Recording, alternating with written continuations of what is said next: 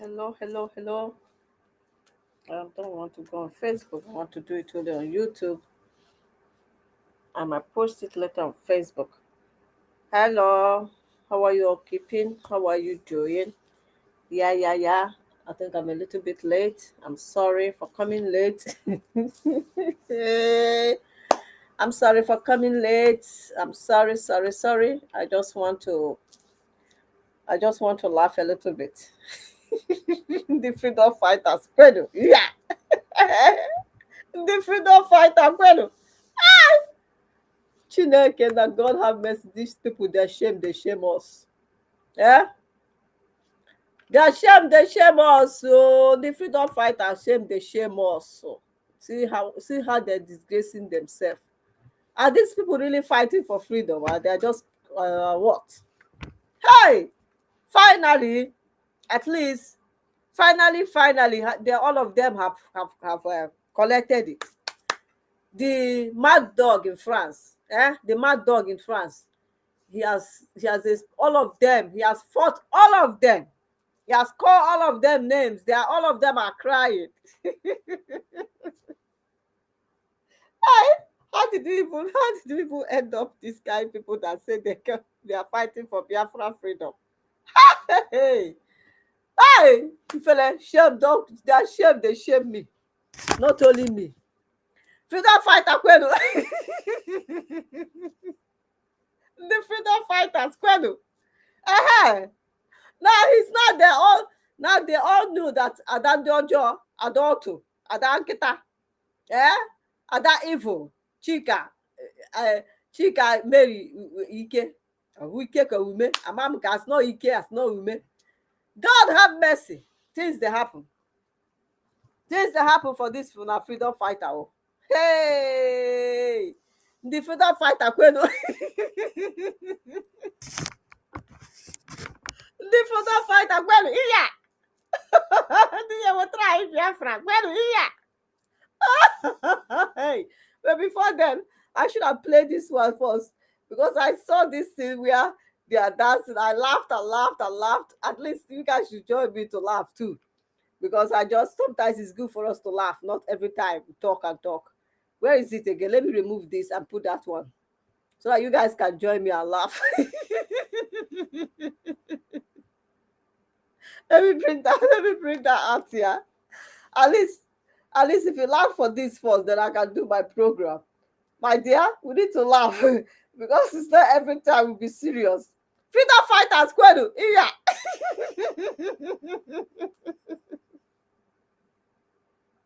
Ah! The freedom fighters, Kwenu, yeah. Freedom fighters, Kwenu, yeah. These people are they really fighting for freedom. I just it's now the mad dog in France is now all of them now they have collected from the mad dog in France. When this mad dog, when this woman, this mad dog in France, when she was calling everybody, me and others and DOS, all of other people, when she was attacking all of us, they were praising her. They were clapping for her. They were telling her, keep it up. Right on, you are doing good. Yes, we are with you. Hey, fight if you will because if you deserve it.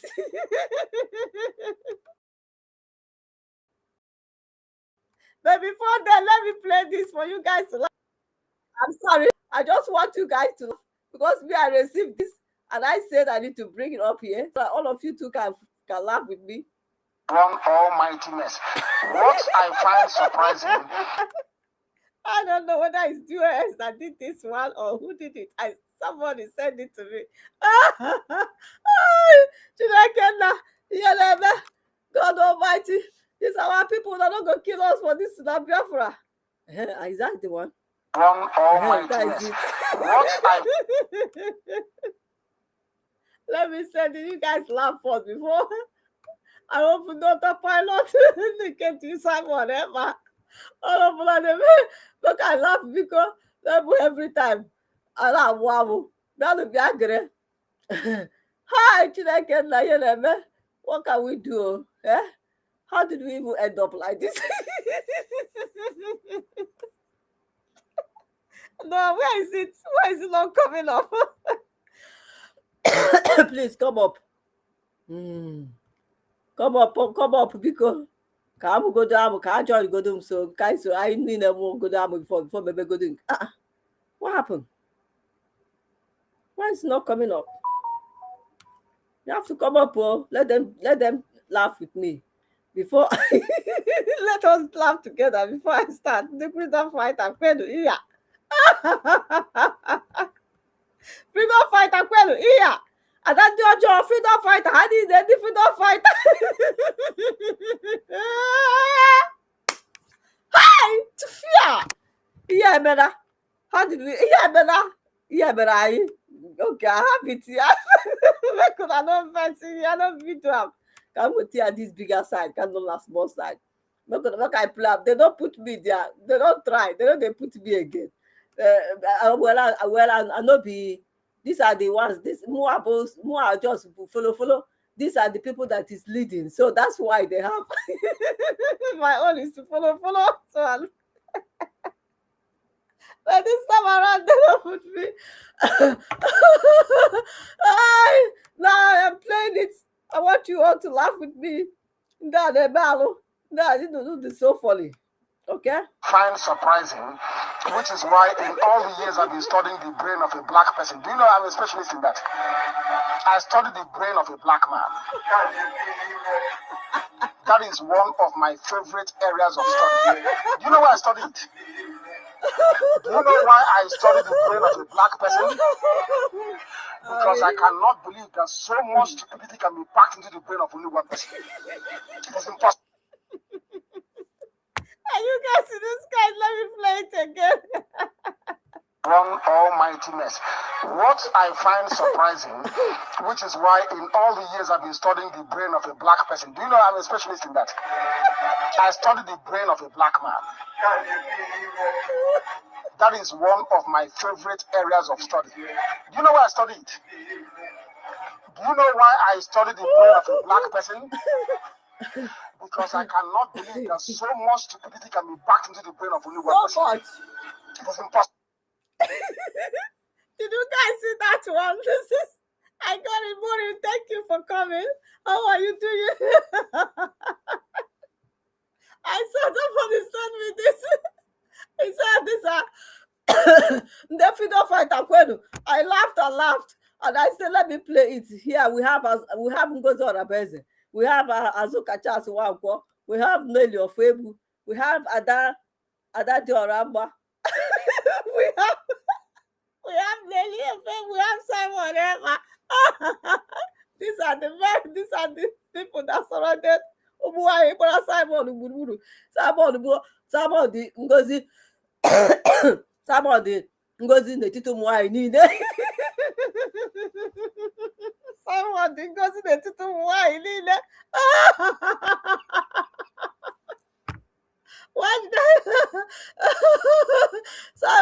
Somebody Ngozi n'etiti ụmụ nwanyị niile. Can play you again. What I find surprising, which is why in all the years I've been studying the brain of a black person. Do you know I'm a specialist in that? I studied the brain of a black man. That is one of my favorite areas of study. Do you know why I studied it? Do you know why I studied the brain of a black person? Because I cannot believe that so much stupidity can be packed into the brain of only one person. It is impossible. Someone goes in the why. I can't think goes in that. Someone goes in the why. I should not get that. Yeah, these people are. Let me play this one. You guys will laugh tire. Not this one. Let me bring another one. Hey! Freedom fighters, Kwanu. Yeah. Then freedom fighters. See that these are the people that is fighting for our agony, our freedom. Let me bring another one. This book can keep them. Freedom fighters, Kwanu. Yeah. Now let me bring this one. Hey, Chidekenda. Mad dog. This one, is that the one? Okay, where is it? Well, I can't see. Is that the one? Where is it? I hope I have it. Let me see if that is the one. No, not this one. Where is that one? I thought I recorded it somewhere. Didn't I recorded it? Okay, listen. When I listen, the freedom fighter na allowed to. The freedom fighter, given to Deborah content creators. These are people that they are looking for. These are content creators. Listen to where this one is saying how. Hey, yeah, Bella. I have only half yadi. Yadi, no. Many people have lost their life for this freedom. But you see, listen, I'm bringing it up here. How do I bring it up here? Oh, am I gonna bring it up here? Oh, I wasn't able to. Okay, hold on. I am going to do it where you guys listen. Freedom fight. Because they came out, these other people, they came out, the guy, they came out to be exposing the one in France, the mad dog, the mad dog, the loose woman. Yeah, you know her. The one I'm talking about. I don't like mentioning her name because she doesn't want me. She's not boasting and boasting that she's having a lot of viewers. She's having a lot of viewers. So she's boasting. The only thing she can say that she's having is viewers. That is where, but look at how she goes about begging people money. All the things she said. Oh my God, she's just making it because she's just using it to cover herself. And there's no point me even playing that one first. But I just want to play that one for you guys to listen first. Then I'm now going to play the rest. Maybe I won't finish playing today. Maybe tomorrow or next I will keep playing them. But for now, let us listen to this one first. Now, freedom fighter. Freedom fighter, oh, they have come to fight for their freedom. Well, well done, the freedom fighter. Well done. These are people, freedom fighters. Listen to what she's saying with her mouth. Freedom fighter, eh? They are all fighting for freedom. Biafra freedom. That's what they are fighting for. Listen. Freedom that people have died. People have lost their life. People have lost their life. They don't care. How do I make this to go up? Oh no. Okay. But I want to bring it high so that you guys. Okay, now I'm going to play. Okay, now I'm to freedom fighters. Freedom fighters.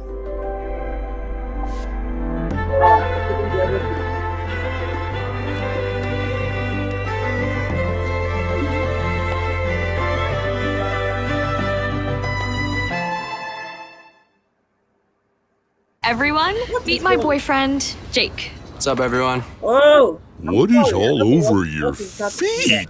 Oh, your flowers. I study botany, so. Come on, what nonsense is this? As we continue. Oh, no. Continue to celebrate the Armed Forces Remembrance Day, we move on amid that same narrative. And joining us for this. Okay, now listen. I want to go further. Go to place.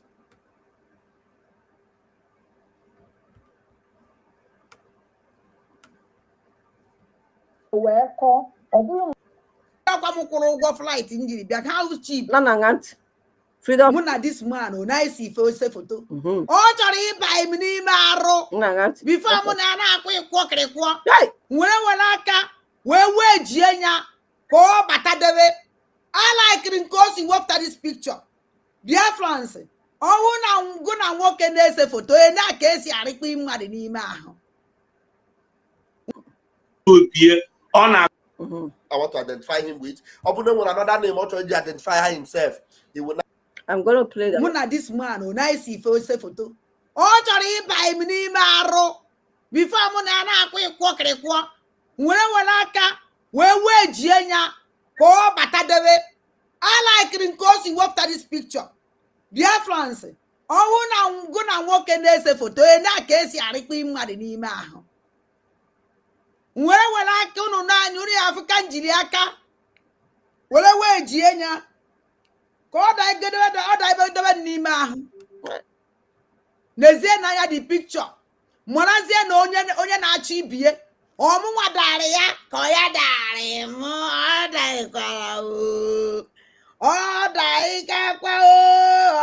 Gene. Dear France, you people will be the judge.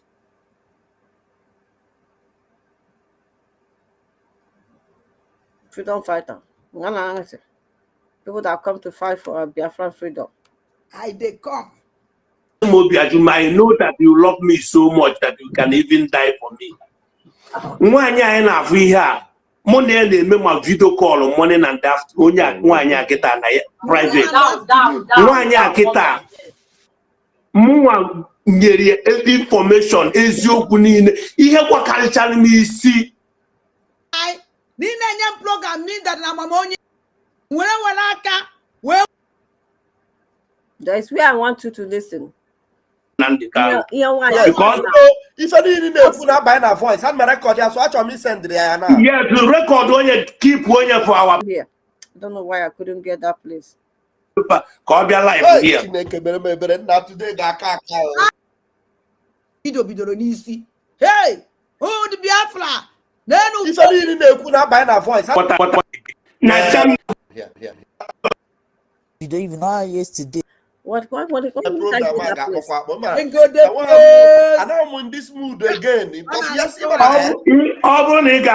program on a phone before we start. Call them. okay. Yes. Number 247. Can't see a speaker. Now where? Yes. No number go 247. Again.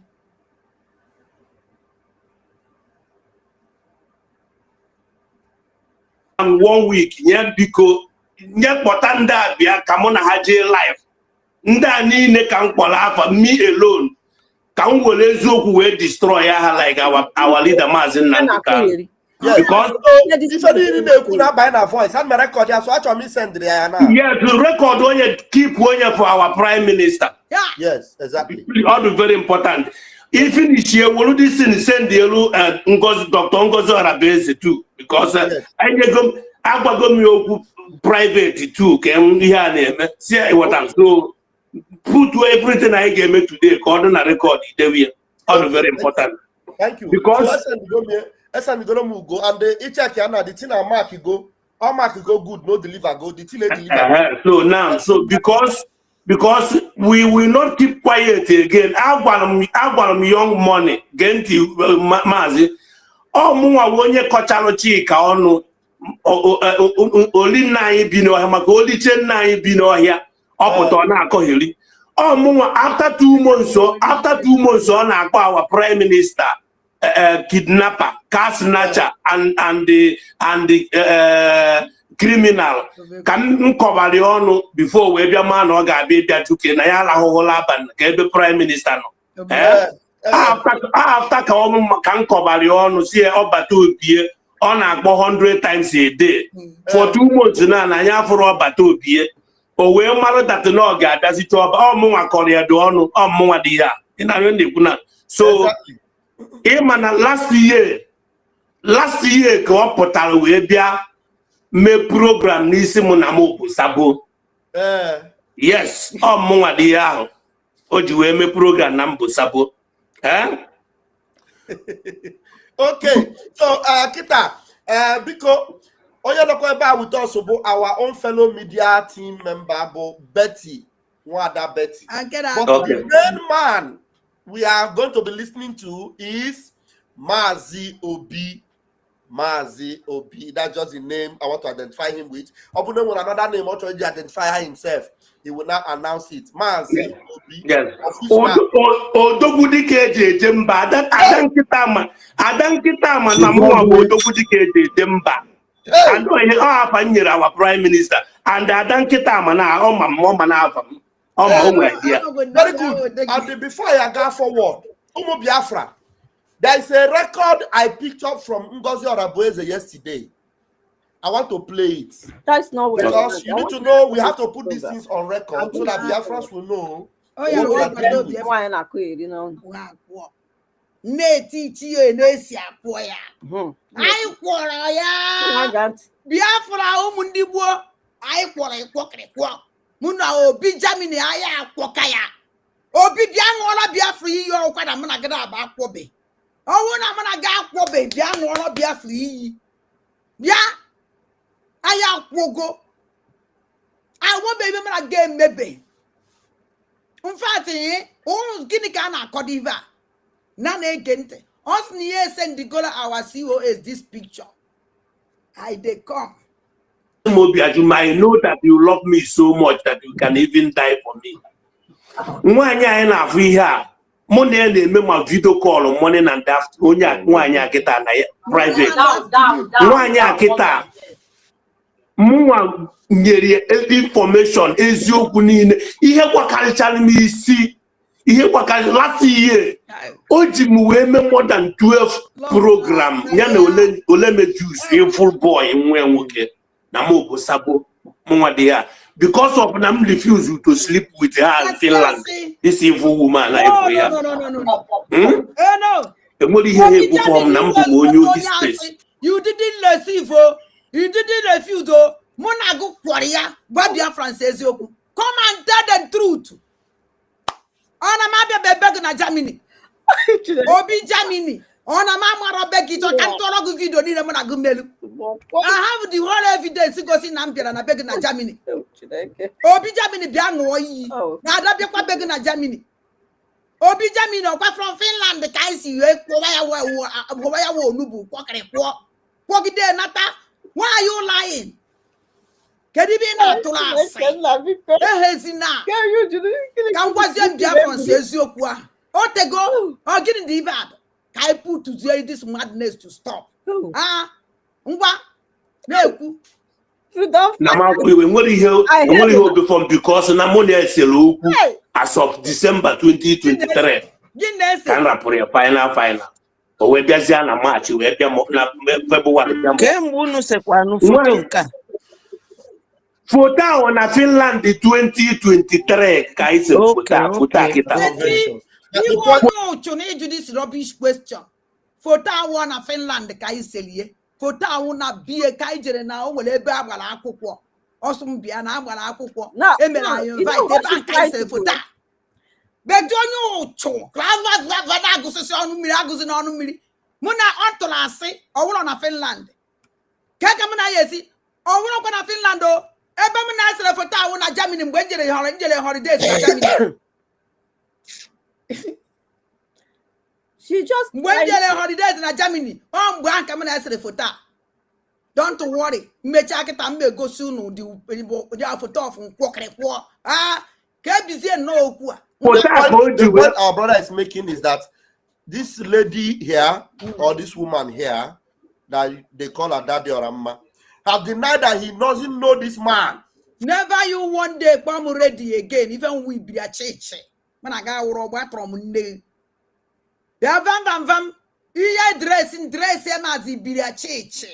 When I nega robot on me at all. So you name that respect. Is a warning, no. From anywhere that they just met at the convention.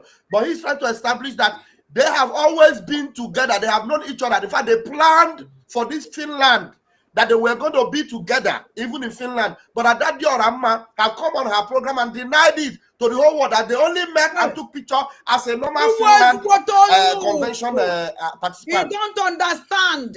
Shut up. Also, that na money plan. A man need a make plan of Chazier.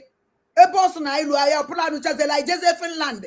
You have a quasi coming and a bola who also. What are you talking? You come one you could use your quota hostly day. Muniana about plan of Chazier and I have from Finland. I fuzena Finland. And Jose cannot watch you. So I'm shut up. Okay, man, I call give you name. I don't call quite equal or Kuchisrigonte. Rubbish man. But he has other proof to show that that was not the only time they have ever met. And ijikwa gosi ndị Biafra no okwu niile ọ na-ekwu bụ asị asị. Asị na she's full of lies. Don't worry, but that's why don't worry. That came up with this picture where Biafrans na Yamaro Nyampo. No, na Finland can we jam for the first. But I can't they share on the Yendem mother. A man they share cool and they will best COA sign. A man homo. All for that on they share out on the mother when I was. I'm now winning. I did you want to go. Come on, even the men know that and Tanankayana way be. Okay,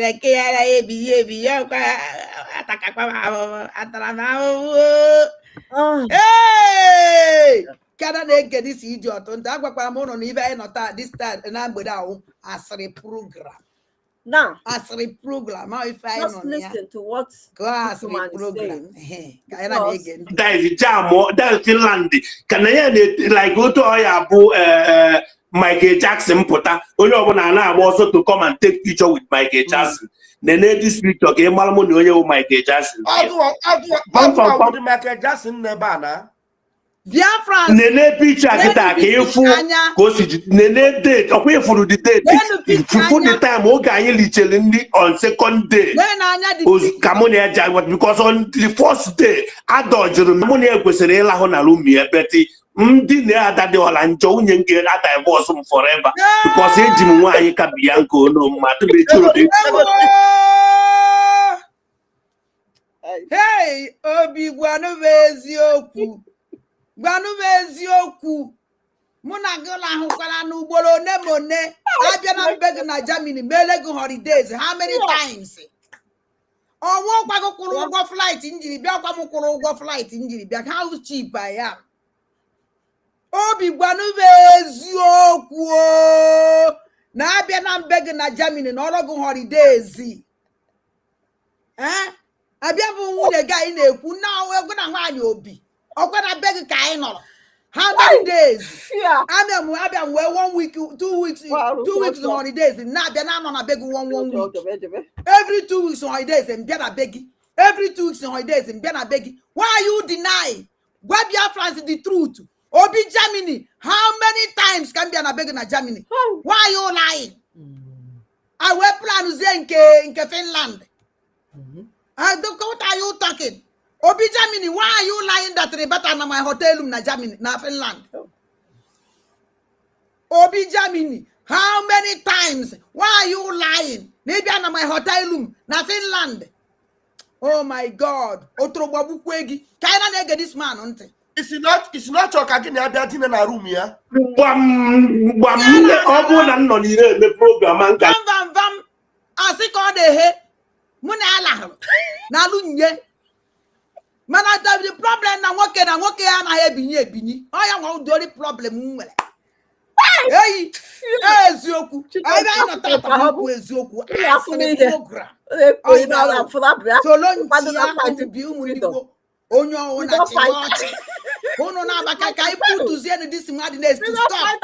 Zoku couldn't even need a potassium today. Come could say you want. But can get out your first and the last. Again. Let us end it today. I have to come tired. What kind of a human being? Now we force me to not pay all money plan to come to this. Oh, my mamboji move. Vam, what put a picture? Ebem na Ghana, ebem na move from my city to Frankfurt, Egypt, Frankfurt to Adanketa did this picture before the Finland. What put here Biafra to phone and Nyanwa, she's monitoring me to make sure I have left. What go show Biafrans? Let me see. Picture there. Ebana monitor Nekwani ife na Ghana Biafra land. Shut up. Dorati, Dorati. Shut up, Betty na Ghana Biafra land. Otrobobu kwegi. Onwala anything na Ghana Biafra land. Ka I could go there aslia. Gang. Onyo. That is there. These are the people that will get you. What are the photo? I can't put the photo. We see one of the people. My phone we go see evidence. You know, I don't get that you're on it. You know, I brought some information. I'm keen on him train. You can't on him train. Show it. You just put it here and move here. Go see that very back again. Oh, okay. Let me first of all figure out the other picture. Okay, I figured it out. Then I'll just because all the Makayane go see Biafran's evidences. Mazi it's better to show Biafran's evidence. Very important. The picture in the book we are here. Before the picture, if we contact with Adadi Olancho, before this is when I'm going to Finland, not in Finland. Do you see it? If you go here, do you see it? If you go to can we are if you go my phone call money, I play my voice note here. Ngoso na base those in here. Agba you see and ngoso if you get do you see it next space here? I will still talk about this space. Now I got one. But then they name the so what we can do in the oh go si chala mori akwa oyi kan wele mwara akwa oyi ebe mu onye owu wele nu nti meloche go si ni photo go si ma akwa oyi ko ya nwu na Finland amara nya okwu ana na eko ito ngwa na ege nte. So now this woman na agwa gi ihe a Munwa would the only admin Munwa wonye Munwa one lady non America mechalo golmo for na moyamu and the get him out the mode. That lady, the lady na bomuna brother anya gona bom Munwa wonye muna adan kitaga muni emecha program na ya do to ICU. Oh, no, what's any hoggy, what the hoggy men a program. On the program, I will make mistake. Don't boy agent private number, go speak as rock, the evil woman. Or more about it also because no tongue maybe is evil. So, he that this program, but now he only look while me see to the apart from Comel, my mate, I'm all the alligators go reply, go. So I need you to go. I'm a chocolate boy now. Live. I don't need to call him. They all send the kita. Ayada nia. Why no that there? I know there. Why do that now? Who could say that now? I'm man, they also want to message the other yes and the one more. Otolo, I de hear one sentence Bambi zombie boy. I de hear Mantima cat touch it. Onyanka, Okada Nive. On what you under, Okana Nive, Kako Yesenia. Amosu, Nane Gendo Tolonte. Wait, let me play it again. I felt all the easy idea again. Onye send the message. Why not send a message? Send me a money I got life. Oh, I'm on that space now. Yeah, but that space. Okay. Yes. Yeah, but that space. People are not there.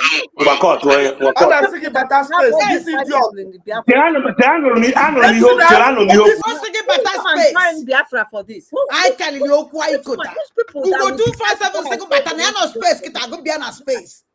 You for go there and debate it with him. Why can't you allow him to come in be an evil platform? Platform under na wall. Platform under na kwa. Platform under na wunye mad. Kesi akobia abomination platform chuku jokwa. Jena the Twitter also na Twitter bia na Twitter. And oya kaga viral. Ebe no mmadụ one na watch on. Mmadụ one na watch. I don't ya cause be a your live program. Now they get this idiot on. You know, because people Mazi Nana David Nana to batana their space. Or see that before Nana batana their space. That Nana will deny me. Nana will first of all tell the world that Namu egg in breakery. They are the support. They are against me. Before Sapa batana space. Yeah, all this idiot they inviting in our space. Meanwhile, we are inviting him here with all the evil spirit in him. Can send the other voice, can go with all the evil spirit in you. Before I will destroy you.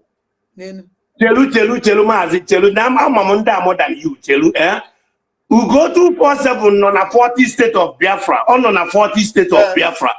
Ana m ata agi every blessed day we na-etifa mgbada nwụrụ anwụ n'isi nye nwa na ada nkịta na oremejusu message niile m na-send go ana m ata agi on a 40 state of Biafra. Are you getting me? So leave him, don't mind him. Happy and enwere ihe anyị ji eme iwata na-ekwu na don't happy ka continue man obere oge ana m adu busy obere oge I have to this. Don't worry. So ihe nchọrọ ịgwa Biafra na ihe ada nkịta mmerụ gbawa maka nkọwa ijem na just can make a Biafrans malụ how evil this woman is and they are saying shut up. I say shut up. Ibru knows we go. Big the knows we go to get our platform. Get our platform nyako. Ebe platform. Instead he eje were the platform maga. I nyego platform. It's one end busy. And yeah, you must bring everything today. Or what is an email evidence. In one evidence, you have no evidence photo. In one evidence, you now hope to have rubbish. Ali, the uncle can many people na brig. Madam Azuka, my wasn't not to go nisi a lot of people. Marion, Yene Mena Brio to Apota, or send and the mother na one muddy Yene Mena Brig. Nyabiakamu, where you know Balmune Mena Brig, and oh, manam will idea. That's why in Bahone, Mia Peka, Nambu Sabuka Sakiam, come happy you were Prime Minister, in the Mapasaria. So, my yana, Wagia.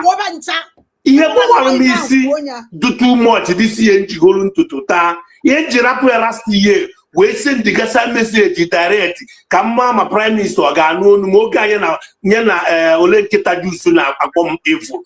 Mabia can make them pattern Olenketa Jus. In a Nebuna. So now, here one more view, too much, Buna. Vito, one commander, Onyo Hizuru, Ego Biafrans, Yana Prime Minister Nesoku. Last some years back, the person Nyelumonia na Prime Minister Niego Biafrans no na enyeme on the ground ego na go paka adan ketana a every woman who putelo. Where that go see Biafrans na men on the ground. I wish na the person sending in this video. I wish that na you know in the watch. I wish na this sending in this video. Now watch and the many. I wish now this guy here. Hey, I will love Hey, oh my God! This is disgraceful. Disgrace disgrace her all the terrible. But my happiness now is that now I have found out that this woman is my God. Liars. Now this year.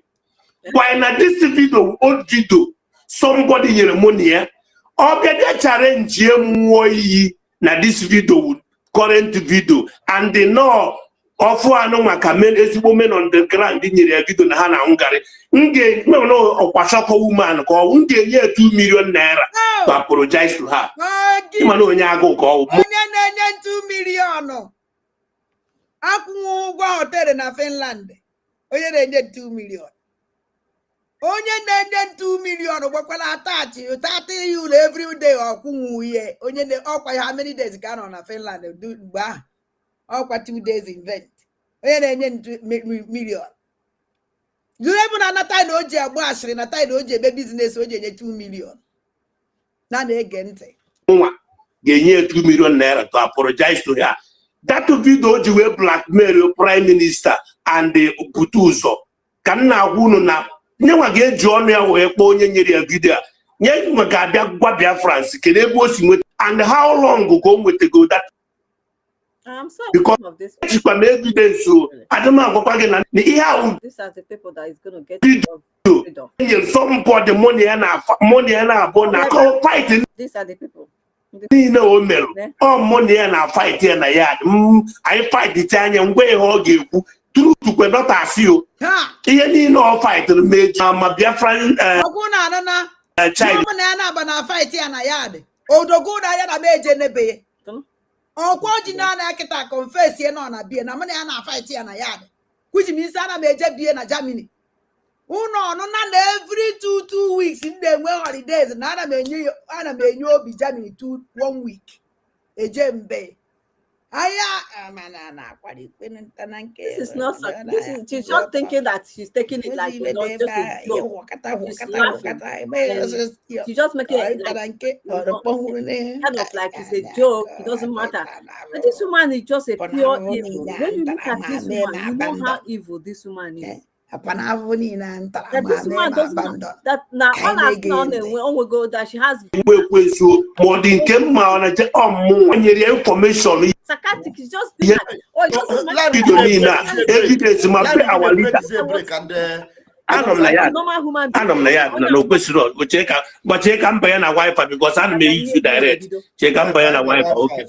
Campaign a wife, campaign a housewife. The organism man. Odigoma. I have to go direct.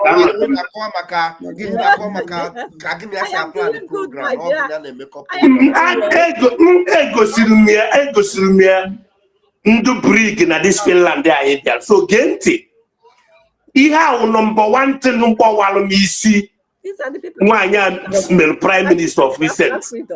And the one how the behind of so many people actually may dissolve woman who to Tana Sofana yes or no master. Now you make sure they dissolve woman and do talk of their life. My boni no ne poma mother in actual na brig. Yeah, their life.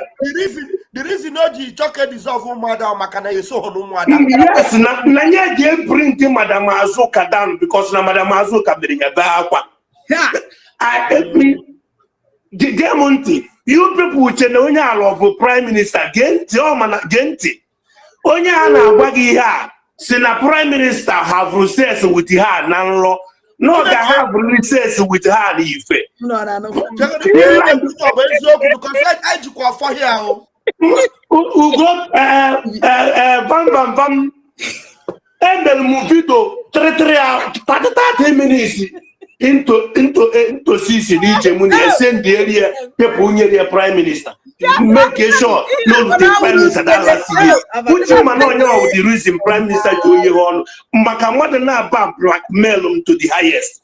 Na nke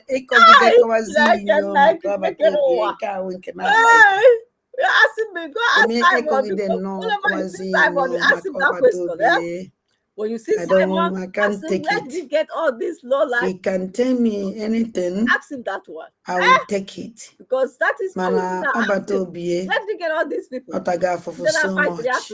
This one continue na this nonsense. This man, they have told her to stop the program.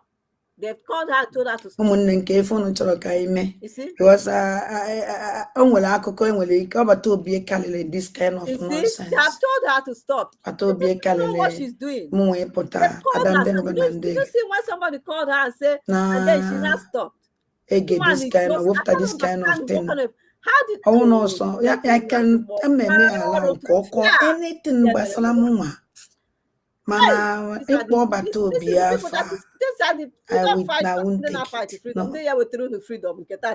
I have a serious respect. Oh, how are you here? I will take it. Can they only keep waiting to know? It doesn't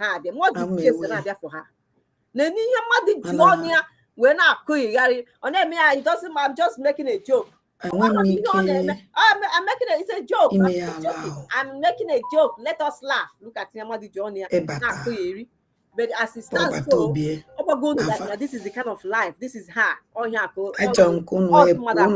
continue now. Yeah. Hello. Because hello. Good evening, ma. Yeah. One I got And what all did the you go mother to? Yeah, I can say just look at because Because Onya, yeah, I just batakita na afunye ne agwa no mmiri de. Na ekwu ihe gbasara ụmụada. Ụmụada ọ na-ekwu okwu ya nwa na nwe na-akpọ from Spain now. So n'ime ụmụada. Onye na-amaghị ihe ọ na. Onye na-amaghị ihe ọ na-akọ na-akọ nonsense. Anyịnwa mụ na one of us bụ onye kpọrọ mbọta a na-eme program with our DPM. When I let me pause this. and the government is disgraceful and shameful. Eastern government. When I listen to meeting now. is this now. On social media, when you are near somebody's not the married woman that with children. Then you put on social media. Okay. I like you already because only who no could. For a woman oge yipu akwa ya go outside ga na ejidezie ya then eje lock ya up na psychiatric place. Oh, you awful. That is what is remaining. This is this is it. You awful kita bụ ka o yipuzi akwa ya pụọ n'ilo. Oh, ihe mgbu ya ga-ebido because o kwuwara ọnụ. Ihe nwaanyị a jiri ọnụ ya wee ihe nwaanyị mere ndị mmadụ nye o jiri ọnụ ya wee kwu ma ihe ọ kọrọ ndị mmadụ n'ụwa ma asị niile ọ tụrụ. Now, all of them are now coming out to say that she's a liar. She's lying, I had them calling my name. Yeah, all the lies she told about Madam IKe, all the lies she told about DOS. That's what they are now saying. But when she was there with them, when then they were all praising her. They were all sharing her program. They were all clapping for her. But now, they could not caution her then. They could not say, please stop this. This is not how we are fighting freedom. We don't fight freedom in this kind of saga. It is not right. Stop it. This thing you are doing is not the way we should fight for freedom. Either if when you are saying something, say so what is right or what is the truth. No, this woman will come at everybody. Oh, now no, you're gonna. Oh, you get all do never Simon no. I know see. He's not saying. I had her now saying, oh, even if Simon come out, and said that she will join Oge, that she will never do that. That if Simon let them keep Simon 15 years, 20 years in prison, and 30 years in prison. That she's not praying for the person he called his Obatobia, the person that he says is his leader, that he's defending. He say, I will fight everybody. I will fight everybody. He's not praying for him to stay there 20 years. Hey, Chineke. So he's not praying for Simon to stay there 20 years. He said, even if Simon come out and said how many that he's not going to listen to. I can bring it for you guys to listen. He's not going to listen. Look at the people that is fighting freedom. These are freedom fighters. Whenever you want to talk, she will tell you how many people are viewing you. I have 500 viewing me. I have how many subscribers. This is what they are here for because of money. Ego hana collecting. When you also for the money they are getting for the content they are here. This man can quite assume that na way by to room. Say one mother can ask the only thing I see that you have viewers, you have people like you, mad people like you that is viewing your program because all of them have a mental problem. Anybody that is viewing, that is going there to be commenting and liking her, they all have a mental problem. They have a mental issue because a normal human being with sense now I don't even listen to her unless somebody send it to me and say, hey, just look at. She has showed you guys that she's really a shower, that is what she is. 4 children with different men. She have showed you that it is true. It happened. Look at what somebody, look at it. Oh, I just want to let me just make a joke. It's not a joke.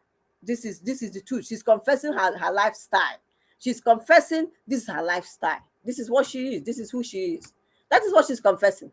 She has confessed her lifestyle already. This is the kind of life she's living in France.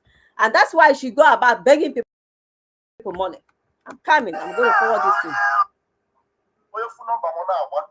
Then I'm going to play. That's a place. That's the one I want to play. For you guys to listen to them. They're not saying, oh, Madam IKe, you go to them.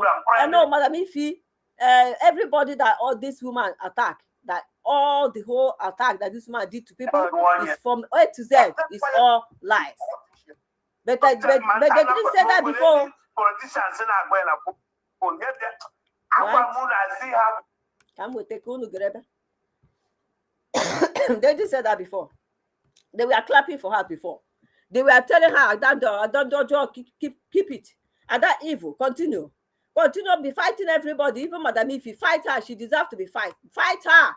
Fight everybody. Lie to Emma say disgrace. That's Hanine. Oh, this woman, you are doing well. Hanine, all of them, Hekita Agonek. Nda na sport Piakita, Hagekita from her. Whatever you sow, you will reap. Nda na sport Piana, Nakweba, ne praise ya. Well, there's one man called Odumod. That one we call phone. That one we say if you will be, I will say, what did I even do to this man? I don't know. I don't know whether it's the one in Ireland that is called Odumod. I say this Odumod is living in Ireland. I have not even have any issue with this Odumod. Why is I don't know. No, there's one in Ireland. That one we call Ifani. That one we call her. Be saying, I said, what have I done to this man? I don't even know. This man is only in the group. That we are in the group that I met this man. Why is this man always calling this woman and be saying what you doesn't know about me? Everything they are saying is all lies. The only thing I agree that I know they will say is the correct one is that my husband one non DOS. That is all. That is the only thing I know that they will say is the correct. I'm the one that even told them that because I don't like hiding. I don't like pretending. I'm a sincere person. And my kunezoku you have the yafu. I say do you feel on a DOS or so I told them. I said this is it. My one day DOS. But me, I don't feel like I don't want to follow. That is all. Bukwana. That is all. Apart from that, if you go look at the kind of people, look at how shameful they are. Very, very shameful. This is the person that Simon Eber is clapping for. Adan Dojo is clapping for her. Fight them all. Fight fight everybody. Everybody DRS. Everybody fight everybody. Everybody when you're massing now, the kind of fight her. Fight everybody. Everybody keep fighting them. Yes, keep it up. We are appreciating you. You are doing great. Today, what is happening? Anine Kitagonia. Nakea. All of them. Ha Kitagia Nakea. When here the can why put on the walk back auto. This woman, if the good humor put na social media, na sort of so no claim no I'm just saying it. Let us laugh. This is her character. How many work on the corner go? This is not coming. Why is it not coming up? Work on the corner go different men. They go, boogie them.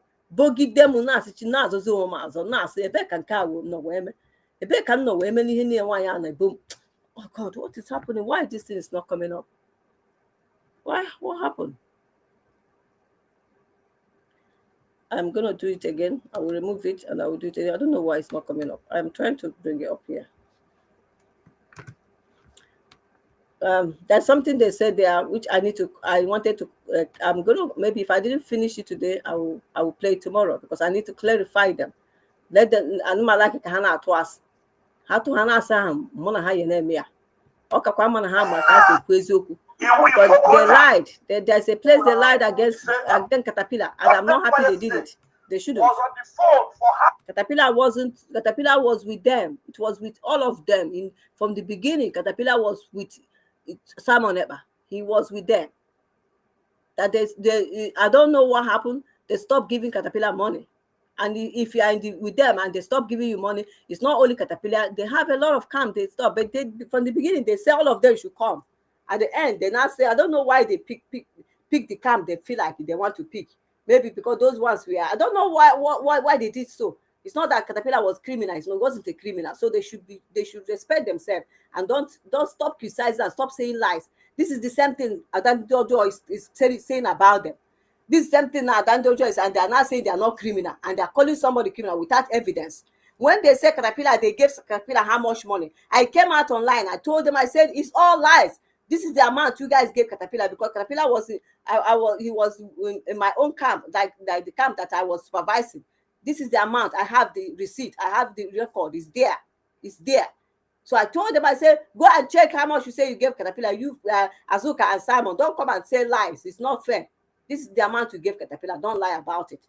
So don't say that Caterpillar. No, Caterpillar was trying to tell them that they should do the right thing. So that's what happened. Don't say that Caterpillar was with fighting you. It was their enemy. Caterpillar was not enemy of anybody. He was only saying you guys are abandoning them, but you guys promise that you. Even Caterpillar is the one that even this Butuzo that you guys are claiming that he's your man. Caterpillar was the one that even told Butuzo, please, you have to come and join. Butuzo doesn't even want to come and join Simon. I'm telling you how it happened. It was Caterpillar that was pressurizing him and said, let us join them. So don't say that Caterpillar is evil. Caterpillar wasn't. He wasn't at all. He's not your enemy. And that's what Vam was saying. So Caterpillar, the video, it was Caterpillar. I don't know about the video. I don't even know whether who sent that video to whosoever. That video, I haven't confirmed it. I'm going to ask. I don't even want to call anybody because I'm not interested in anybody any longer. It's just that I'm just doing my own thing. But let me tell you that you don't have to come out and start saying things about somebody. Now you guys are saying Adadorama is not a liar. But when that wicked woman, that evil was there, none of you say he was lying. You are all praising her. You were all applauding her. You are all telling her, keep it up, keep lying, keep lying. Even when she lied and said if he sent people that come out, how can I even send people to come and kill? For what now? People called her and were telling her, stop attacking Madam Ife. Leave her alone. That woman doesn't deserve what you say. Don't know how what this woman have done. That is all. I don't know whosoever that called her. She starts coming out and start lying. The audio, everybody, some people, they are forget about that audio. If you know that what that audio has cost me, what that audio has done to my family, you will not say that. You will know that I hate this woman with passion. I am telling you. If you know that audio that she lied against me, what that audio has done, what they have used that audio to you. If I listen, I don't want to go deeper. But one day this woman will pay for all this evil that she done to everybody. If she know what that audio, if she know the cost that audio has cost me, because I didn't know anybody, I didn't send nobody to her. Never. I can't do that. For what? She was just coming out to be attacking me, calling me name. I just kept quiet. I was coming out to say, Adadorama, you are just telling lies. You are just a liar. Stop lying. Then she now said, me, I send people to come and say, me, send to come and do. How can I send people to come and kill you in France? How can I do a thing like that? That audio now there, somebody they are using it all the time to be telling me I am doing this. I said, I never did. I can never do anything to anybody. I can never. This is who I am. I can't. I have never even killed a fly. Me you just send the mother after this ugly soul. This is how she went about destroying everybody's image. The worst part is that she cannot be sincere. She can't fight with, at least in a Megode's position. No, she will not. This is the same woman now that came out a dead one that has fought for this freedom. She came out and started saying all manner of evil against her. Is this a human being on your mother? Is this on your mother? Look at people that is fighting for freedom. The freedom fighter. People that say, we are fighting, we love our Biafrans. We love them. We want them to be free. Look at them. They are all there to collect money. The same person that said, Oge gave her money is going about asking people for money. Going about asking them. Somebody that lives in France. How can you even live in France? You are going about asking for money, begging people money. For what? Going about begging money. But you live in France. If you live in Nigeria, I don't even know how it will be a different case. You live in abroad, you are asking for people because they don't work. That's why they're always online 24 hours, because the Facebook, they're making money through Facebook, through content creator. So that's why they're always online. They don't work. They are finding a way of getting money, use Biafra name. Anyone will come and say they are fighting for freedom. Gozo Rabeza has gone and registered Biafra name, Biafra as a name, as her own business. So what else? This is how it's going to continue. This is it. Now, why?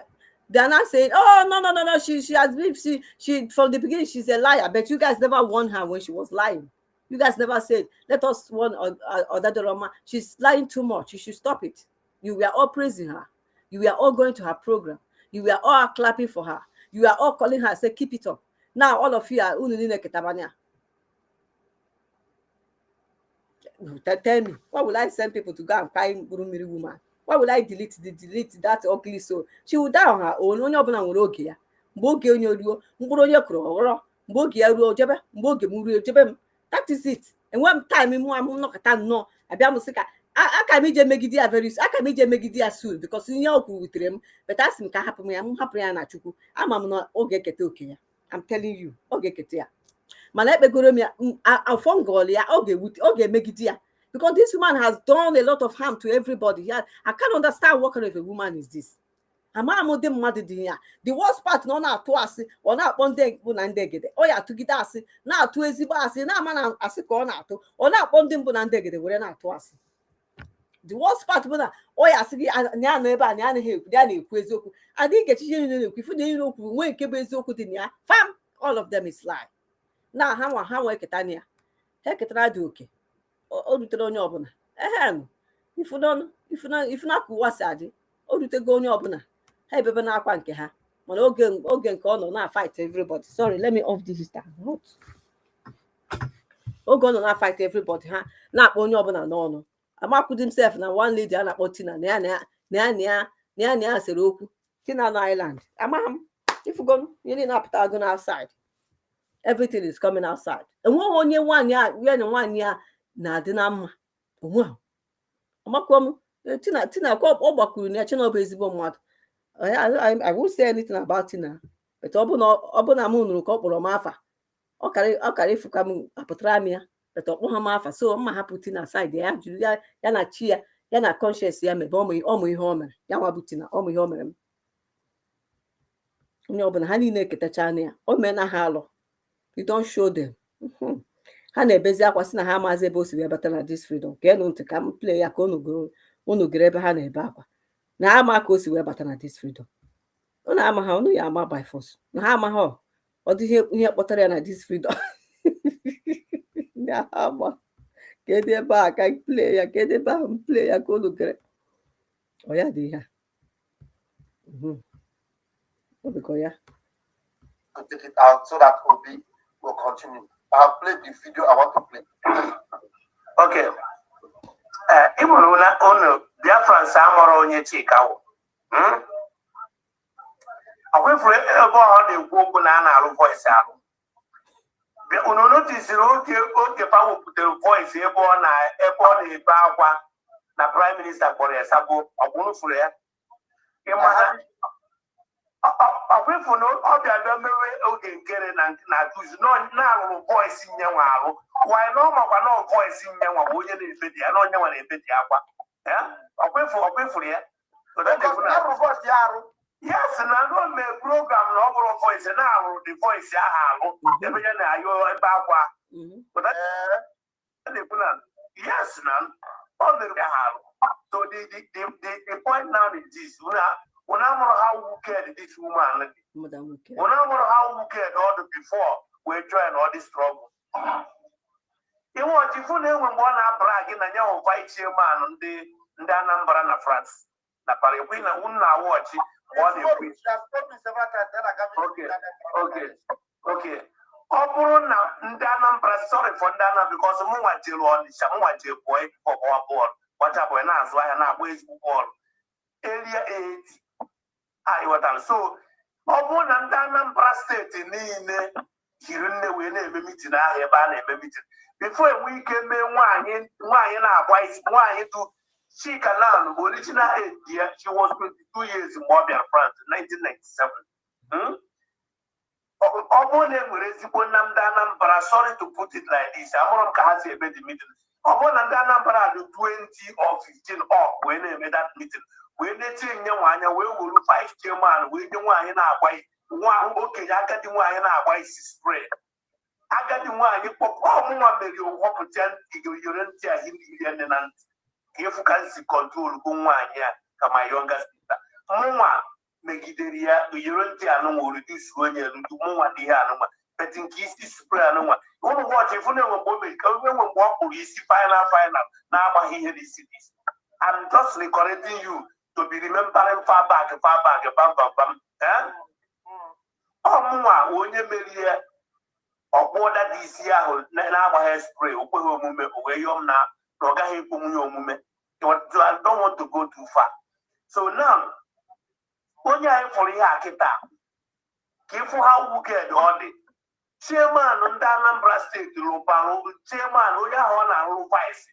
Loparo, on Loan or Rochao, or Bato, there with the party, maybe you know this. What are you going at that time? We are going to see how the network will block. It's not that I'm not making it. You know, by chairman and down and that was your pride. Somebody will chairman himself. Only with the chairman, you want to have a price. Lopalone, Lopone, Lochano, Papuno, make Pada, you may hear with Papuno. Papuno without telling this evil woman, I have no Papi, you're now supposed to be for you to see how therefore one had into human being. Okay, Father, what you said that mean how that wear anything. Are you getting me now? So now actually if your you were adding more good we have again but come with that for you to see and when you go to do nothing. When you are based on what you say according to or a family this that if you will be called a social and so on more post. You are not even no way to and will hire only a prime minister with the in West maybe only the highest or something like that. Okay, Hannah, Bomusabo, this, that. I'm going to man, politicians in our going upon yet. Our moon has I don't think she have this kind of audience we have. She doesn't have this kind of audience. So after that one, the first so we are preparing and we see committee now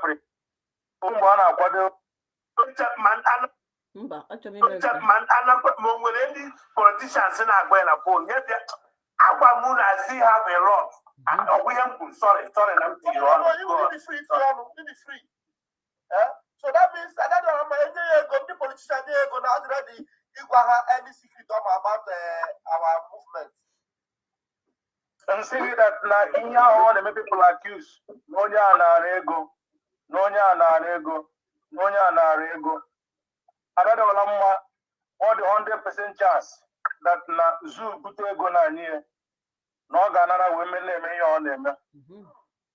Is you quarter $1 you know story this our brother is like almost my story with another Alama. Similar.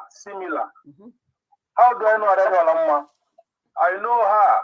I saw her on YouTube when she started program new. What attracted me to her is the dialect. As also our dialect. So I had her dialect. I was like, so I was so interested. Enjoy now watch program, yeah. Subscribe, go up at the program, with the notification. So later on, I have to call her. That was during 2023. So I have to call her, Joya, in Finland.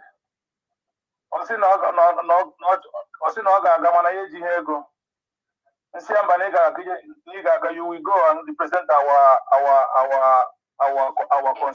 constituency.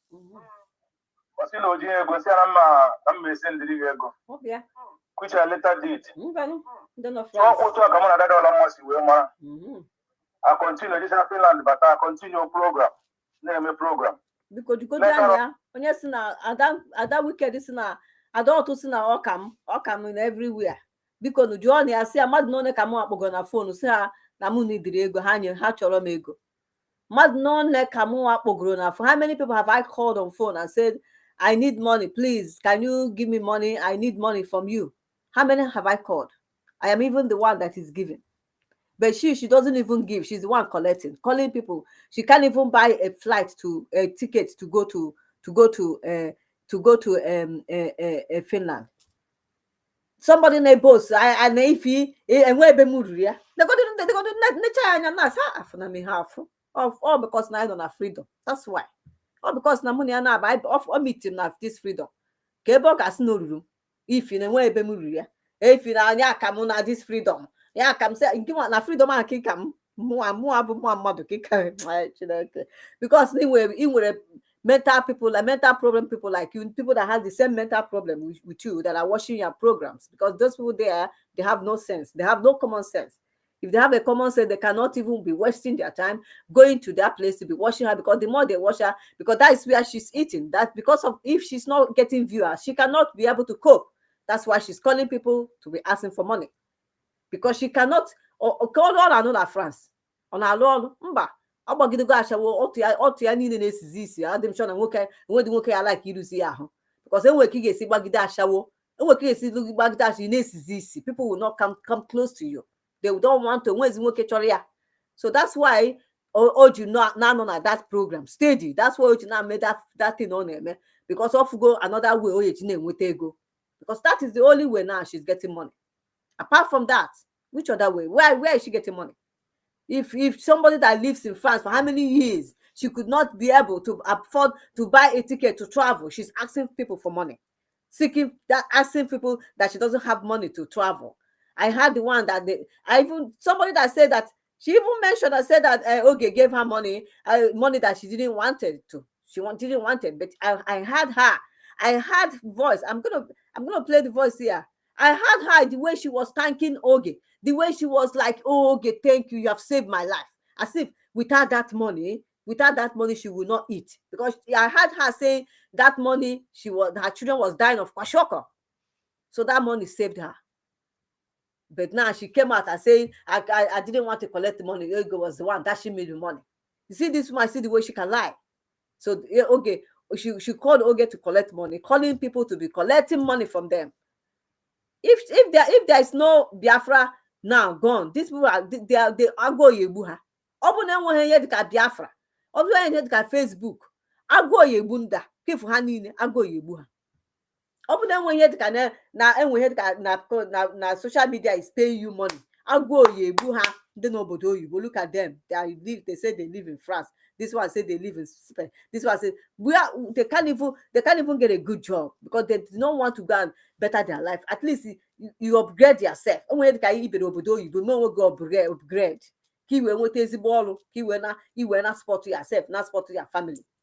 If not because of this content creator they are doing, I'll go gebu how ya coach you na alagadi to everywhere working in on acho. Look at your mother John na ako. Look at him, the journey and on Facebook, on social media, freedom fighters. They like clever. And we are fighting freedom. We are freedom fighter. Look at freedom. How can a normal human being join you guys? Can they see macaron? Yeah, that's the highest to do. Can they do two Cubana, Nando two Kedafa, Nando two that woman, Kenyaba, Gano America, Kedafa that Chimamanda. Ndo to hire bad join. Anyị nwa bụ ndị bụ just middle class John unu nenukwu ihe unu ji anyị eme mịa fọzi ndị bụ ndị ama ama nọ afọ ha ya bụ John na freedom unu nọkwa n'ebe a na-asị nobody want to join us. You guys, you celebrity that has money, you don't want to come and join. How can they join you in this kind thing, this kind nonsense unu na-eme? Ya unu na-akọ iri onye bịa jụ na onye kwuo okwu, onye jụ na ajụ, onye mee ihe ọjọọ, onye kwuo ka unu egbupụta ya tụgide asị niile ọkara ha mma na ha nọrọ onwe ha tugide onye ahụ asị, onye ahụ na-abụzi onwe ya agbụ si kemgbe nke a ha. When did this one happen? Ke ka ndị ọnụ na-asị na ha ha na-ha ajọ ọnụ ndị oke ka ha ga-esi jọ ọnụ ebe unu na-ebi ebe onye ọbụla onye ndị ka nọrọ ebe a kọrọje ebe a, onye ka nọrọ ebe a kọrọje ebe a, onye ka nọrọ ebe a kọrọje ebe na-akụ iri na-akụ ndị mmadụ ọnụ enye ha isi ka ndị otu Kuba na ha ndị otu kedu afọ ha niile, ndị ama ama ọ dị celebrity, ndị ama ama bụ ndị ama ama mbụ ụmụ Igbo ya jọọ n'ụlọ ihe ahụ na-eme rubbish. Common phone ihe mmadụ na foto ọnụ na-ege ntị. Create a WhatsApp group. Name na so ya join ya. So mkpọ ya si ya add. So ebe ahụ ka na WhatsApp group. A na-eme na WhatsApp group. Anọzi ebe a na-eme urumbo ọbata obe na kwari bịa France. One boy na agbochi gozie were kulite say that na ọ ga-adịkwa mma ka anyị wụ WhatsApp group a ka anyị tụọ ego wee support ọrịa dị ọla mma ebe ọbata obe na France. On a brag. A month later, over to be in Australia. Brag. One day no to knock him. Over to be in Australia. I told one go there. Put two guys will be to knock his on our head. This is how we started to knock his on. In other words, about other to knock his on. You will be the WhatsApp group. But another WhatsApp group because you to knock his on our head. And I can see us or can come them one. I'm here to say nothing but the truth. So after that one, the first so we are preparing. I was the committee. Now prepare. So when one woman and one Tina on the island. So this one Tina, she's a very good active member on this and she was one of the admin. When I the honor smoking drugs. She's a drug victim. She's a drug victim now. Because if a normal human being is not a drug victim, I'm just going to say something here. If somebody is not a drug victim, you don't hang on my own hang cigar. Keka gesi we put no only one Igbo karaka, one Igbo no bedi, or one Igbo no bedi, not separated, mono obo one Igbo when for we put on social media. When they admit, when I say now I think it's just I'm just doing a sarcasm. It doesn't matter. I'm just having fun. I'm just laughing. When I call yes, now I'm gonna have dinner. I lot of ma. I'm gonna have Maria. I'm gonna have look at. Mobu Igbo or my honako. Mobu horse drug on a take. Obu anya only sin at the home. Ezibo one Igbo, but no, not query rubbish. She's a public toilet. She's a public toilet. That's why she could be able to come out and be saying this nonsense. Na query on ya. No. No to na cabinet. The Simon who were it. You want to put us in the Simon to your cabinet. No, more. Cabinet. Do the executive cabinet. They go do no work. Question and then to your job. They go. Hey, yeah, prefer them a pony in it.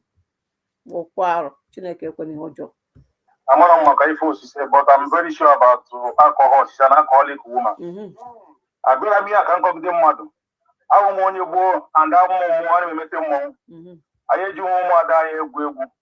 I ain't a quarrel more die you. But to clear that this other more issue. That is Oboro Haga one kitty. Because I want to hear maybe. Okay, on so the first encounter with another country from Pasovamba for making one idea this story. Okay. So this is why we were in this committee on our plan to see them at Toby. So there was this issue that came up. So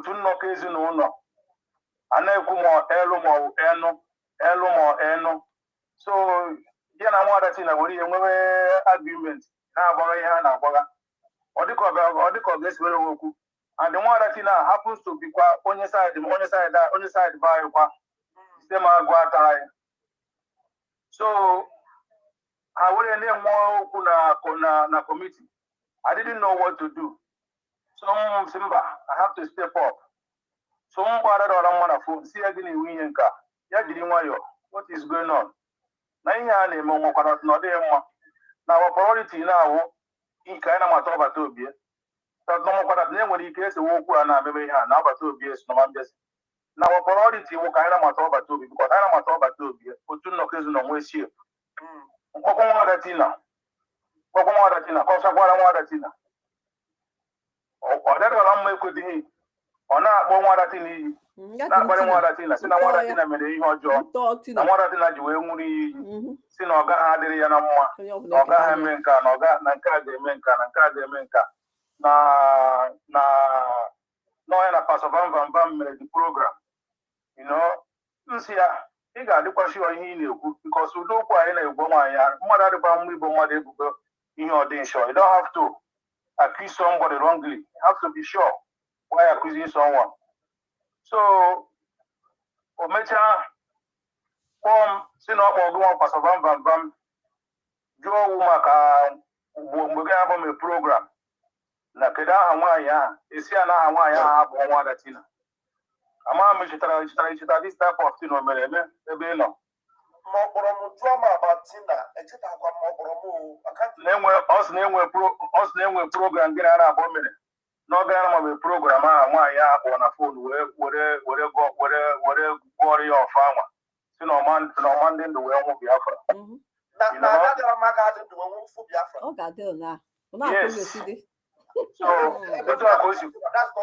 a big lie.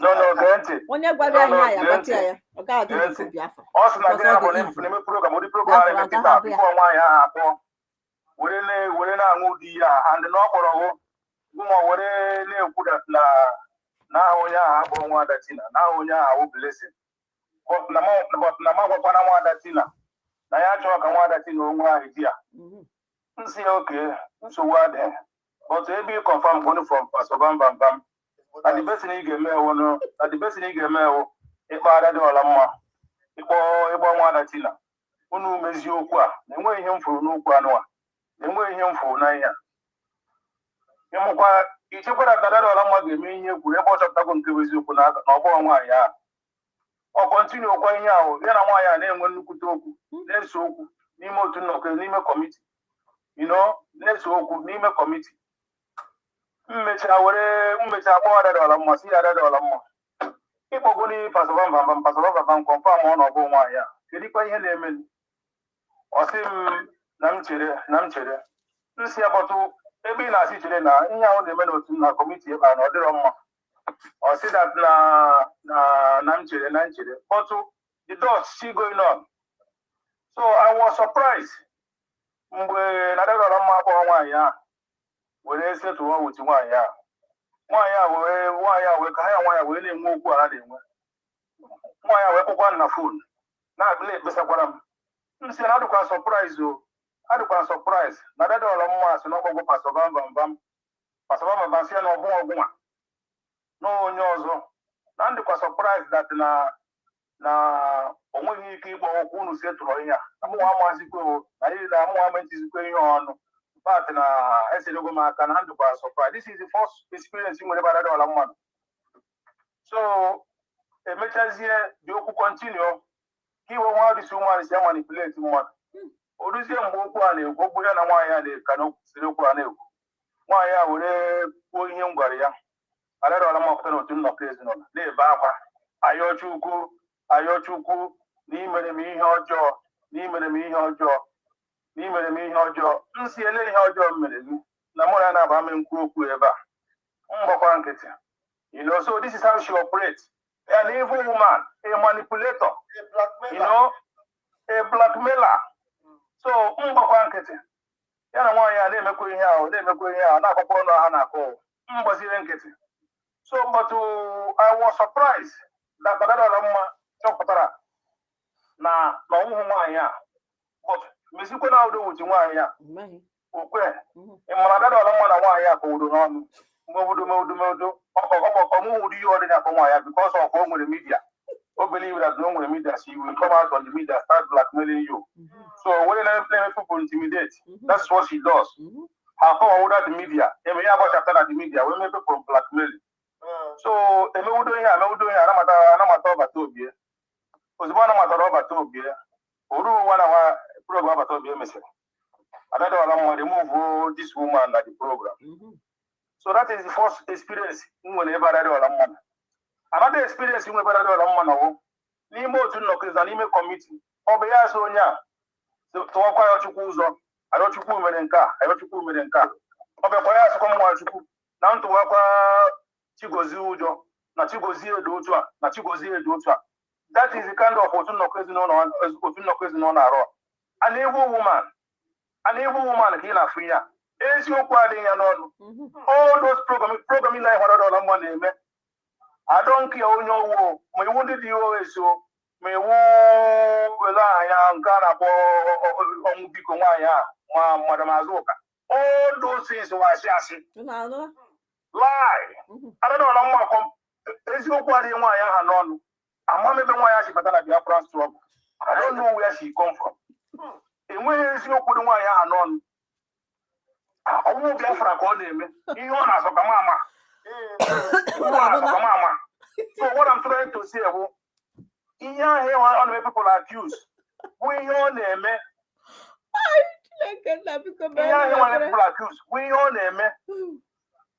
He's a very dangerous person. O kwesịghị ịnọ na Biafra struggle. Can you imagine? Mgbe this katakata bido, you do believe that this woman batara n'otu nnọkọ ezinụlọ sị otu nnọkọ ezinụlọ kweli, otu nnọkọ ezinụlọ kweli, otu nnọkọ ezinụlọ kpọba m n'ọdụ. Thank God unu wepụrụ m.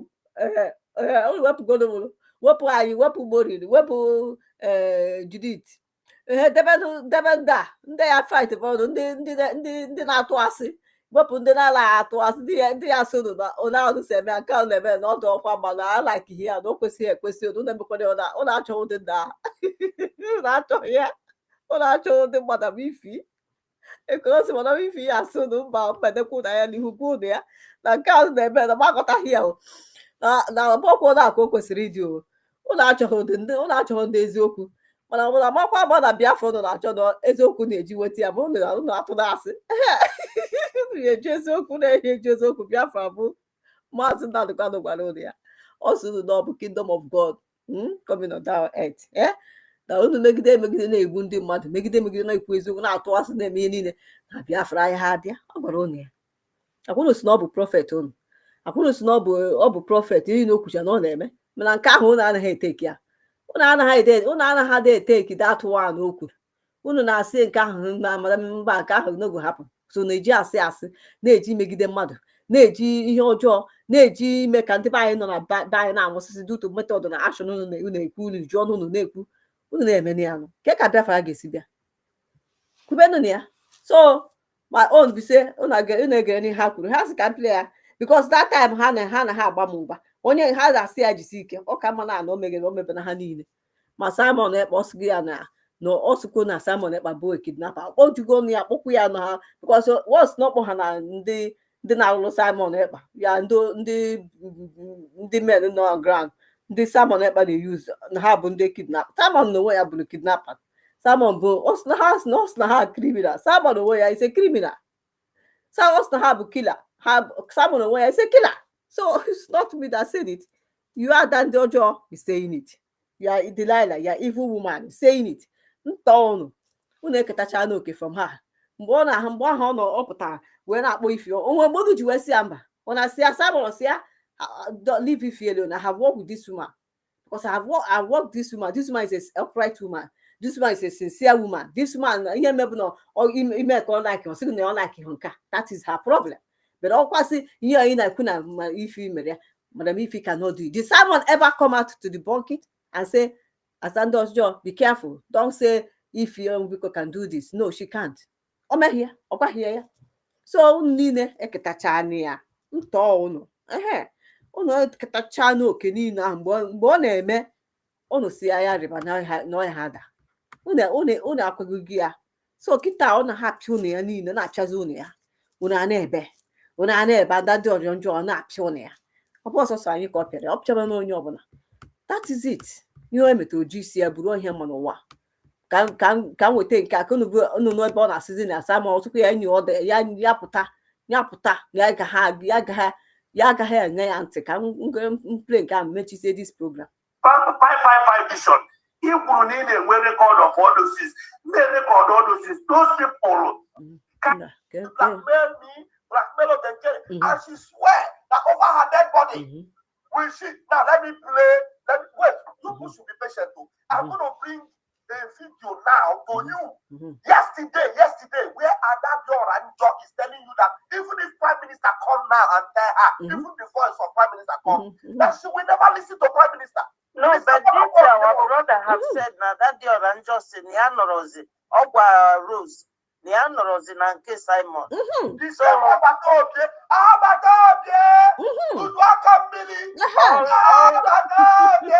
All now wayo. So please go ahead. Yeah, they don't like that. Okay. So now that convention goes to so even the way I talk go 247. play ka hosi ka chọrọ ige ya nke nyere ego first ke nyere ego ka play kwa nka bụ nka ke nyere ego so nyezie nya akaụntụ mbọ bụ nka anyị na-afụ ka o si n'obi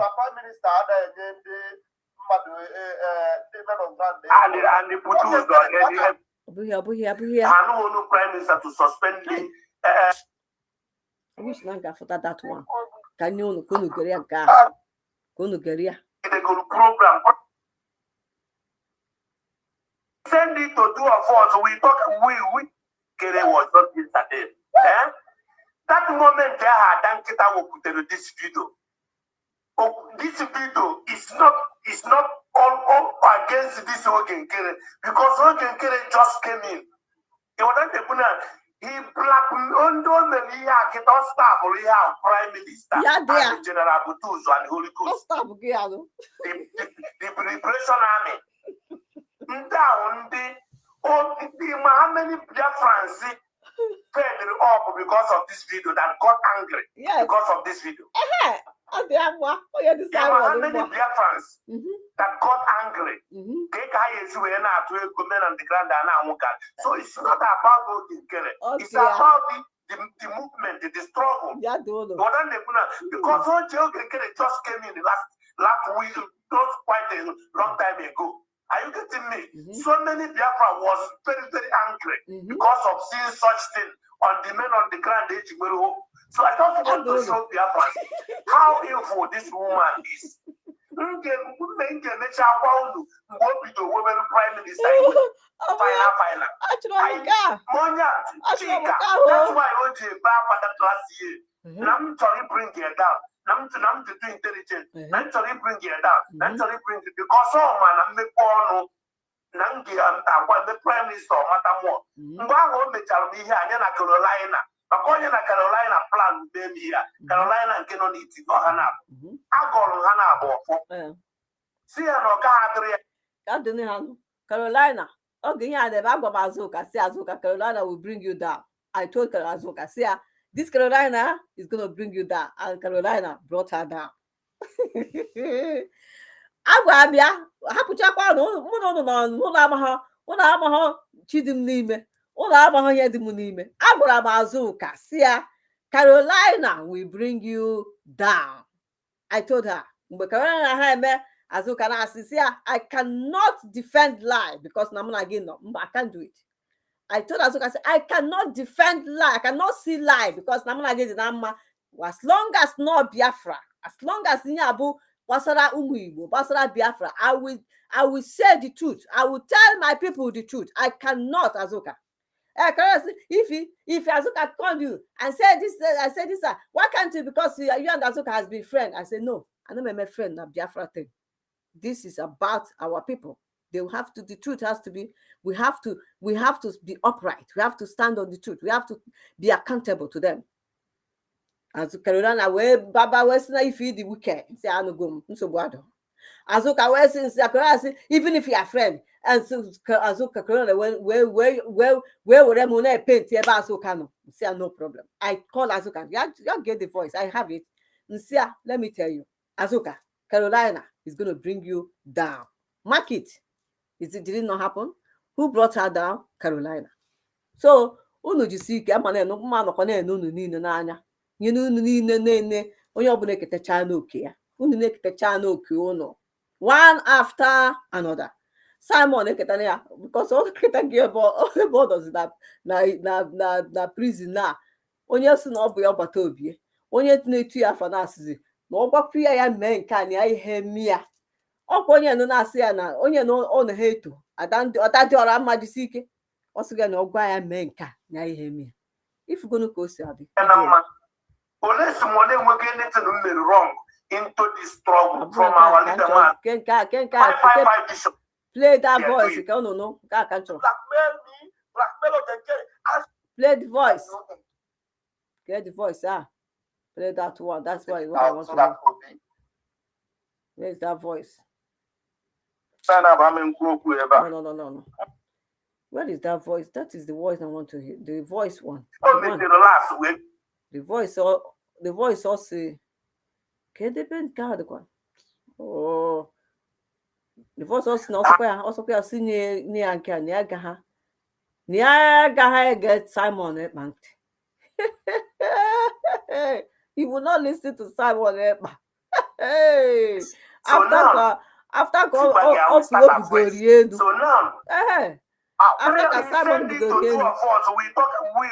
not too different. I can't see that one again. I don't want this program to last. I am done with today. Maybe tomorrow, if I hear that one, if possible, if I can come out, because I can't find that one again. I think I recorded it somewhere, but I don't know where it is now. I wanted to play that one for you guys to hear, where he said, lying to you people, because the man go ne Kenya. If I have all in Nigeria, zoo people, they must have somebody in your midst that is working for them against us. If you are here genuinely, you don't have to listen to anybody. When you look, you will know the right people to follow. I think I have to end. I will end it tomorrow. We'll continue. Maybe tomorrow I'll just record that part separately and record another part separately that I want to play, and then maybe I'll play it tomorrow.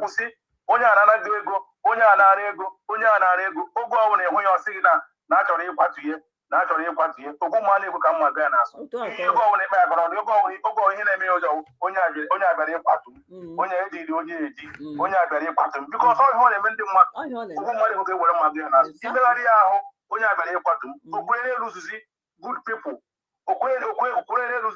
The people that are very safe here. She's an able woman who goes in on this struggle. Thank you, Pastor Van. Thank you so much. Thank you for taking your time. But I think we end it here. Tomorrow we can continue. If possibility, we can continue tomorrow. Because onye ọbụla kịtacha n'oke ya ọ ya bụ ihe a ma na-ekwu emegide na mmadụ n'ụwa mgbe ha na-emegide ma a na-emebere ha akwa that time isi na ha ya eketacha oke akwa ha eketacha anya ya Simon kpọrọ onwe ya eketana ya o keta na oke na ada ndị ọjọọ si ya jee fight by everybody onye ọbụla ya fight ma ọ fight bakwana ya otu nke o meziri ya this time ọ kakwa n'ebe a na-akpọ ya na ọka na-akpọkwa ya ọ na-akpụ ya n'ọnụ mana obi ya dị fa ihe ọjọọ so na-akpa n'ọnụ ọ bata obi ya n'ọnụ mana ọ na-asụzi ya daga ebe ọ pụtara wee sibazi unu na ndị niile na-alụrụ ha ndị men Simon fọmụrụ bụ men Biafra Liberation ya from ESN o ji wee dọgara ha wee tinye ha Biafra Liberation wee si no more ESN no more IPOB ọ ya nnawakosi na ha bụ criminal na ha bụ thief na ha bụ nka ndị thief na criminal na-alụziri Simon which na Simon onwe ya bụ thief criminal and kidnapper unu anụgonu o jiri ọnụ ya wee kwu ya onwe onye kwuru ya onye nwakwuru ya oge enyekwa ya ego ọ pụtara ọ na-ekene oge kelegide ya si ya hey na ego nke o nyere ya chọt na anụ m ka ha afọ maazị mebe dịptịndị taa ka m play ya konugere ọ pụtakwasịzi oke na nọ ego na were ego na-adashi ya mana ọ na-akọkwa na agụụ na-egbu ya ọ na-anakọsị ndị mmadụ ego na enweghị ego eji agba eje France onweghị mgbe o ji nweta nkụbụ onweghị nke o nwere abeg onye ọpụta na-asị m na-eti m na-atụrụ onwe ya nke ka m ga-esi nwa ya ga-ejide m na-atụ nnọkọta nnọọ mụ na nwaanyị a pụta olesi mana ọ tọrọ ma ọ tọrọ m tọrọ ya mana nweghị nke nwaanyị a ga-eji tụrue mụ abụ mmadụ tụrịrị onwe ya n'elu onye ọbụla ife ihe ọkụ o si na disgrace onwe online ọ bụ na mmadụ akpọghị ya na phone somebody called her and shown her they called her on phone when she was doing the program and shown her said she should stop because look at ihe ọ na-ebu ọ gwago unu ihe ya bụ so now you guys have know the kind of person na ya na-eme kezaya ka ọ na-ekenye everybody the worst part bụ na ọ na-esikwuzi isi ị na-emezi ihe wit ya ị na-emechi imi gị emechi ị na-alazi ya ọtụ imechi imi gị because ọ na-esizi isi be mmadụ ga-ekegidezi ahụ ya niile ụmụ nwoke niile abanyechana kezi gịnị dịzina ya ọ na-esizi isi ya lụkwa m ka ha na-ekwu ka o si wee chọ iburu onwe ya nye Simon ha na-asị na mọ Simon bịara ime program wit nyanwa ahụ na-esheki ya na-ama ya ọ nọkwa ebe ahụ na-release according to them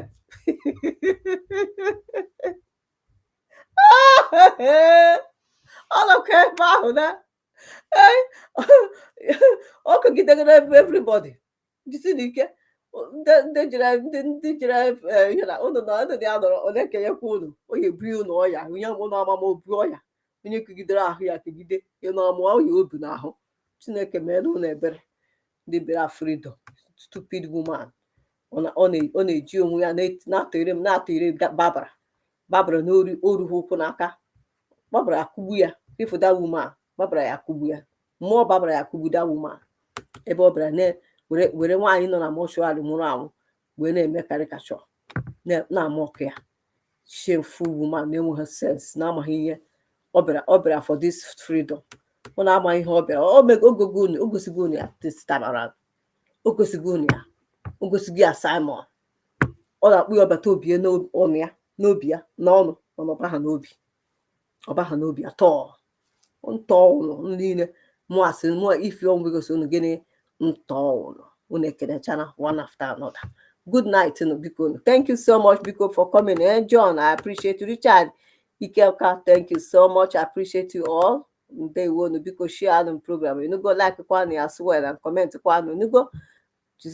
Thank you so much. I really appreciate you all for coming and staying with me tonight.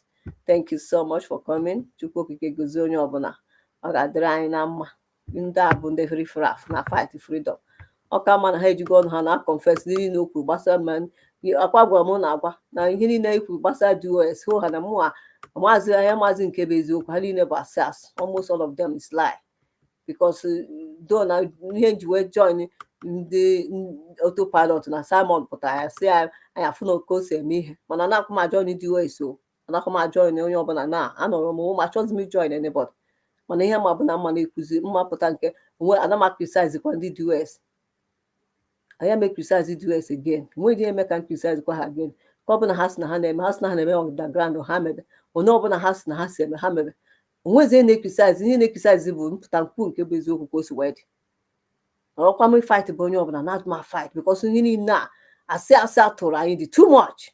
We don't know which one is the truth. We don't know. Too much lie in this struggle. And ihe mmadụ na-enweghị evidence ịpụtara na-ebugide onye a ebe unu ejicha m weta osisi asị ka ji onye ọbụla atụ asị ka nke ekweta na eziokwu abịa gị bịakọ na akọrọ jebe na good night biko onye na-asịkwa m ụzọ ike get your time go and tell that your mad woman that smelling woman nọ na France jezu ike anụ ọhịa bee na ọgwụ ogwu ndị otu ada destroyer ndị na-asị ya alịba n'ọya ha ga ma ọ na-edestroy everywhere. Chineke kpọkwa ngị na ya n'ọbụ ọkụ ebe anụ ọhịa stupid man na-asị mbe ike